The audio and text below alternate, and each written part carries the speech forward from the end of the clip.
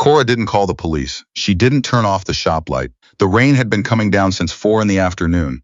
Not the soft kind that taps politely on a tin roof, but the kind that falls sideways and finds the gaps in old window frames and makes the whole building feel like it's holding its breath. Cora Deschênes had been under a '94 Ford F-150 when it started. She'd heard the first crack of thunder and thought, the roof again. She thought about the estimate she hadn't paid. She thought about the letter from the bank, sitting on the workbench under a wrench she'd set down 3 days ago and hadn't moved since. She was 26 years old. She'd been running Deschênes' auto since her father's hands stopped working the way they used to. That was 18 months ago. In 18 months, she had learned that a good mechanic and a good business person are not always the same person, and that the gap between them can feel very wide at 2 in the morning when the rain won't quit and the numbers won't balance. She was wiping her hands on a rag that had stopped being useful about 4 uses ago when she heard the engines. She heard them before she saw them, a low, rolling thunder underneath the real thunder. The kind of sound that doesn't arrive so much as accumulate. She straightened up. Through the open bay door, through the curtain of rain, she counted headlights. 1, 3, 6. More behind those. They came off the highway slowly, the way a group moves when one of them is struggling to keep pace. The lead bike stopped at the edge of the lot. The rider didn't get off right away. He sat there for a moment, rain drumming off his helmet, looking at the shop light through the water. Then he dismounted, pulled off his helmet, and Cora saw a man in his 40s with a gray streaked beard and a cut that read Widowmakers MC across the back. He looked at her the way people look at someone they're not sure will help them. You the mechanic? He said. I am, Cora said. We've got a problem that isn't about a bike. There were 9 of them. 8 who could walk without help and 1 who couldn't. His name was Petit, that's what they called him, which struck Cora as funny because he was not small in any direction. He was barrel-chested and gray-haired, and he'd been running a fever since somewhere outside of Rivière-du-Loup. By the time they reached the outskirts of Saint-Félicien, he'd nearly come off his bike twice. The man who'd spoken to Cora, his name was Garrett, and he was the road captain, had made the call to stop. The closest open light he'd seen was Deschênes' auto. Cora looked at Petit, who was leaning against a man named Dex with his eyes half closed and his skin the color of old wax. Get him inside, she said. Garrett looked at her for a second. Just a second. You sure? I'm not going to argue about it in the rain. Get him inside. They brought Petit in and laid him on the old couch in the back office, the one her father used to sleep on during long jobs, the one that smelled like motor oil and the particular brand of instant coffee he'd drunk for 30 years. Cora got a blanket from the cabinet above the mini fridge. She filled a pot with water and put it on the single-burner hot plate. She did all of this without making a production of it because there was nothing to make a production of. There was a sick man in her shop. That was the situation. Garrett stood in the doorway watching her. You're not worried about us, he said. It wasn't quite a question. Should I be? Cora asked, not looking up. He was quiet for a moment. Most people are. Most people haven't spent their whole lives in a garage. She handed him the blanket without ceremony. Here. He's shivering. The storm settled in for the night the way bad weather sometimes does in northern Quebec, with a kind of grim authority, as if it had decided this was where it lived now. The rain didn't stop. If anything, it got heavier around midnight, and the wind picked up and found every crack in the old building siding. Cora made coffee. She made it strong in the big enamel pot her father had used for as long as she could remember, and she set it on the workbench with a row of mugs she'd collected from various gas stations and diner counters over the years. She put out a box of crackers and a block of old cheddar she'd been meaning to eat for 3 days. It wasn't much. She didn't apologize for it. They drank the coffee standing up, mostly, the way people do when they're not sure if they're allowed to sit. The one called Dex was the first to speak to her, really speak to her. Not about Petite, not about the storm, but just talk. He asked her how long she'd had the shop. She told him. He asked if she'd learned from her father. She said yes, though it had taken them a while to find a way to learn from each other, she and her father, because they were too similar in the ways that caused friction, and not similar enough in the ways that made things easy. Dex nodded like he understood that completely. There was a younger one, maybe 20 or 22, who went by the name Sparrow. He had a quick, darting energy about him that made the name make sense. He spent the first hour sitting apart from the others, watching Cora work, and eventually he said, "Can I do anything? You know anything about electrical?" Cora asked. Some. The bay light on the left flickers every time the temperature drops. I've been meaning to look at the connection for 2 months. Sparrow spent 40 minutes on a stepladder in the rain smelled dark and fixed the flickering light. He did it without asking for anything, and when he came down he just said junction box. The connector was corroded. Cora nodded and handed him a coffee. That was how the night went. Not dramatic. Just people waiting out weather together. Around 2 in the morning, Petite's fever broke. It didn't happen all at once, it rarely does. But Cora had been checking on him every hour, and around 2, she put the back of her hand against his forehead and felt the change. He opened his eyes, which were dark brown and clearer than they'd been.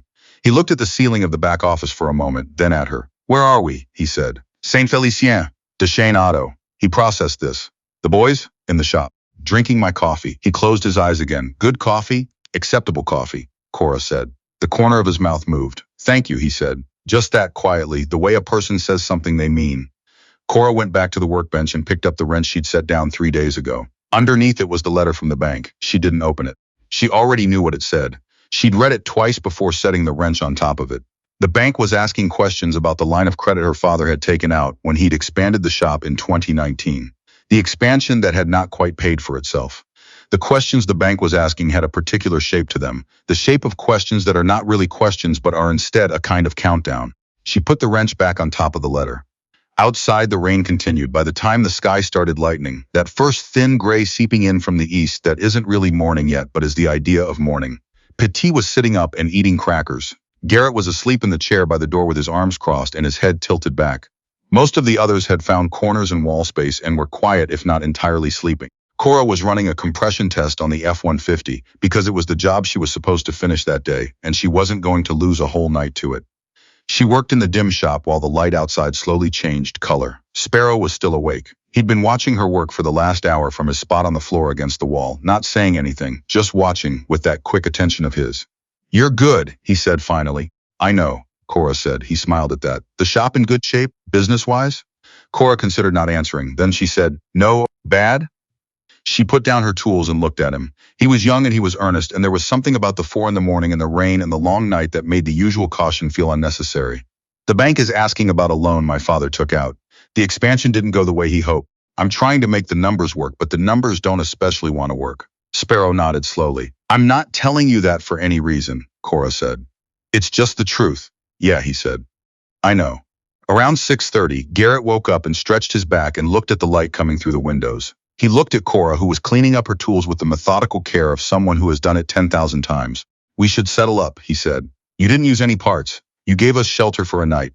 You took care of Petite. You didn't need parts. Petite needed rest in a warm room. Garrett looked at her steadily. Cora, let me pay you. I don't have a rate for sleeping on my couch. She paused. Clean break on the coffee and crackers. He laughed, a short, genuine sound that seemed to surprise him a little. You're something, he said. I'm a mechanic. They woke the others and got Petit upright, which took some doing but less than it might have the night before. He was still weak, but he was himself again. She could see it in the way he moved, with a deliberate, unhurried quality that she suspected was simply who he was.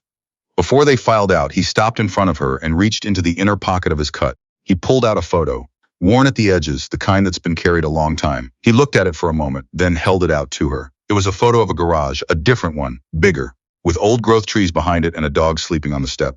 On the back, in handwriting that had gone blurry with time, someone had written Beaumont and Sons, 1987. That's where I learned, Petit said. The old man who ran it taught me everything. He died 2 winters ago. I carry that because I don't want to forget that somebody gave me a shot when I didn't have much to offer.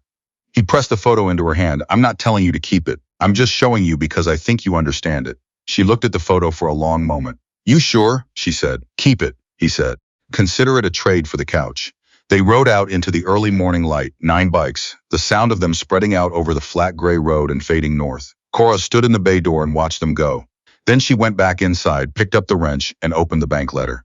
She called her father that morning. He lived 20 minutes outside of town, in the house where she'd grown up, in the kitchen where he made his bad instant coffee and watched the bird feeder through the window.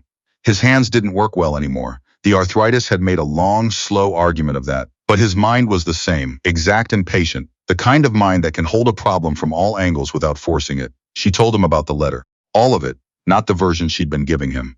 He listened without interrupting, which was one of his qualities she'd always respected. You should have told me sooner, he said.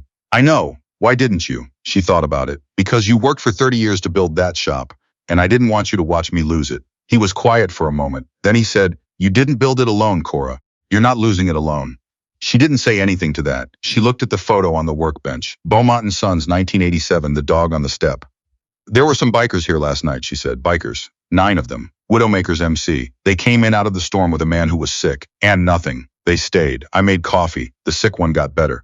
She heard her father set down his mug. Did they pay you? No. Another pause. Do you regret letting them in? Cora looked around her shop, at the flickering bay light that didn't flicker anymore, At the workbench where the coffee mugs were still out in a row, each one slightly different from all the different places she'd stopped over the years. At the couch in the back office that smelled like her father's coffee and 30 years of long jobs. No, she said, not even a little. She didn't think about it again until Thursday. She was in the middle of a brake job when she heard the sound. It came from the highway, low and rolling, and it had a familiarity to it now. She recognized it before she understood what she was recognizing. She straightened up slowly. Through the shop windows, she could see the road. There were motorcycles on it, not 9 this time. She started counting and stopped, because the count wasn't the point. They came off the highway in a long, steady line, filling the lot, overflowing onto the gravel shoulder, the sound of them enormous and unhurried. She stepped out into the morning light and stood there. Garrett was at the front. He parked and got off and walked toward her, and behind him the bikes kept coming. The lot was full now, and still they were coming. And she could see faces she didn't know, men and women, some with gray hair and some young, and they were all looking at her with a particular kind of directness that was not threatening, but was entirely serious. Garrett stopped in front of her. "We told some people," he said simply. "How many?" Cora said, and her voice came out steadier than she felt. He looked back at the lot, at the road. 340, he said, give or take. She couldn't think of anything to say to that. "We know about the bank letter," Garrett said. "Sparrow mentioned it. I hope you're not angry about that." She wasn't. She found, standing there in the morning light with 340 motorcycles in her parking lot, that she wasn't angry at all. "Every person here," Garrett said, "has a bike that needs something. Oil change, brakes, tires, electrical. Some of it is honest work that needs doing. Some of it is," he paused with the ghost of a smile, "work that we are choosing to have done at this particular shop, on this particular week." Cora looked at the lot, at the faces. At Petit, who was near the back standing beside his bike, and who raised his chin at her when their eyes met. "I have one bay," she said. "We know. That's a lot of bikes for one bay." "We're not going anywhere," Garrett said. "We brought food, blankets. Some of the guys can do basic work if you need extra hands." Cora stood there for a moment longer. The morning was clear and cold, the kind of cold that comes after a long rain, when the sky has wrung itself out, and everything left is bright and sharp-edged. She thought about her father, about 30 years of long jobs. She thought about Beaumont and Sons in 1987, the dog on the step, the man who gave a shot to someone who didn't have much to offer. She thought about Sparrow on a stepladder at 2 in the morning, fixing a junction box she'd been meaning to fix for months. She looked at Garrett. "I'll need someone to make coffee runs," she said. "I go through a lot of coffee." He smiled, the real one, the one that had surprised him the first time, except now he let it stay. "Done," he said. She turned back toward the shop. Behind her, 340 engines went quiet one by one until the lot was still, and the morning was just the morning, clear and cold and full of work to do. The bank letter was still on the workbench. She picked it up finally and looked at it one more time. Then she set it face down, picked up her tools and got started.